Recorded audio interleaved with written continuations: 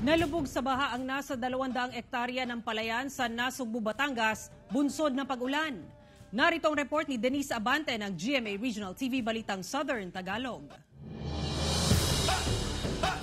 Isang malaking dagok daw para sa 50 anyos na si Maribel ang naranasang pag-ulan at pagbaha dala ng habagat na pinalakas ng bagyong Goring at Hana nitong mga nakaraang araw. Nasa 4 na ektarya na kasi ng lupang kanilang sinasaka ang nalubog sa baha. Mapipilitan na lang daw siya ngayon na maghanap ng ibang mapagkakakitaan para may maipangkain sa pamilya. Magtiis po munang mamasukan, baka po by October pa po uli kami magsimulang magpaararo ng aming bukid. Makakapagpatanim kami ng October, November, ay February na po uli kami kakain pagka po gayong katagal.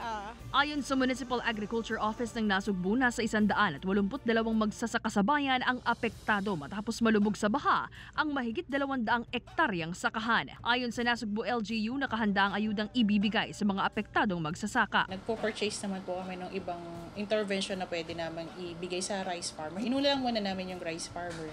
Meron din kaming inaantay na yung PR namin na dumating. Meron din naman po kaming ibang ahensya ng gobyerno na tumutulong po dito sa amin po sa lokal na pamahalaan. Samantala, umaasa naman ang ilang may-ari ng sakahan tulad ni Patricio na masosolusyonan ang umano'y maliit na daluyan ng tubig sa sakahan. Kasi maliit lang, isa lang siya. Tapos yung lahat ng mula sa taas, dito yung bagsak sa amin.